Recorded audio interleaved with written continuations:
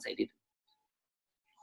Saya pikir tidak mungkin Luhut dan Bappenas menyatakan itu kalau bukan melaksanakan arahan dari Bapak Presiden. Jadi jangan kita lihat Luhutnya. Kita lihat bahwa ini pasti arahan Bapak Presiden. Dan tagar "We All Stand with Said Didu" jadi trending topik di Twitter. Said Didu merupakan mantan sekretaris Kementerian BUMN yang kerap kritis kepada pemerintah. Lalu mengapa tagar tersebut muncul dan jadi trending? Berawal dari adanya sebuah video yang diunggah oleh Said Didu di akun YouTube-nya pada 27 Maret 2020. Video berjudul MSD, Luhut hanya pikirkan uang, uang, dan uang.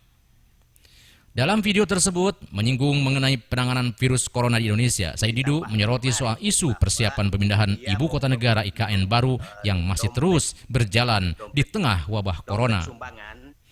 Di video itu, Said Didu menyinggung Menteri Koordinator Bidang Kemaritiman dan Investasi, Menko Marves, Luhut Binsar Panjaitan yang ngotot agar Menteri Keuangan Sri Mulyani tak mengganggu dana untuk IKN meski wabah corona.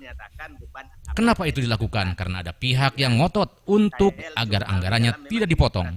Dan saya pikir Pimpro atau pimpinan proyek pemindahan ibu kota yaitu Luhut Panjaitan itulah yang ngotot agar anggarannya tidak dipotong. Sehingga Sri Mulyani punya ide untuk menaikkan jumlah utang, ucap Said Didu.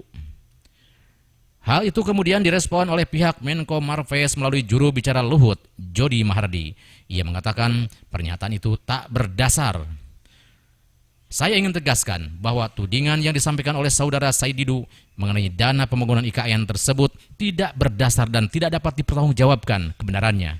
Tidak pernah terjadi Menko Luhut menekan Bu Sri Mulyani terkait dana pembangunan IKN dan kami mempersilahkan siapa saja untuk membuktikannya, ujar Jody dalam keterangannya pada Kamis 2 April 2020. Jody kemudian mengomentari isi lainnya dari percakapan di video tersebut. Ia menilai pernyataan Said Didu sangat tendensius dan tanpa dasar soal menuding bahwa Luhut tak pernah berpikir membangun bangsa dan negara. Kalau Luhut kan kita sudah tahulah. Ya memang menurut saya di kepala beliau itu hanya uang, uang, dan uang. Saya tidak pernah melihat bagaimana dia mau berpikir membangun bangsa dan negara. Memang karakternya demikian, hanya uang, uang, dan uang. Saya berdoa mudah-mudahan terbersit kembali sabta marga yang pernah diucapkan oleh beliau sehingga berpikir untuk rakyat, bangsa, dan negara. Bukan uang, uang, dan uang, ujar Said Didu dalam keterangan pers yang sama. Jody mengatakan pernyataan tersebut selain tendensius juga menyakitkan bagi Luhut.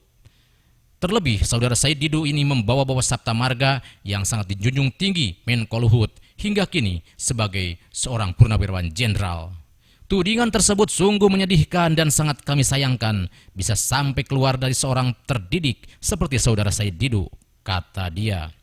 Atas poin-poin tersebut, Jody meminta Said Didu untuk meminta maaf dan meluruskan kembali pernyataan dalam video itu dalam waktu 2x24 jam terhitung Jumat 3 April 2020.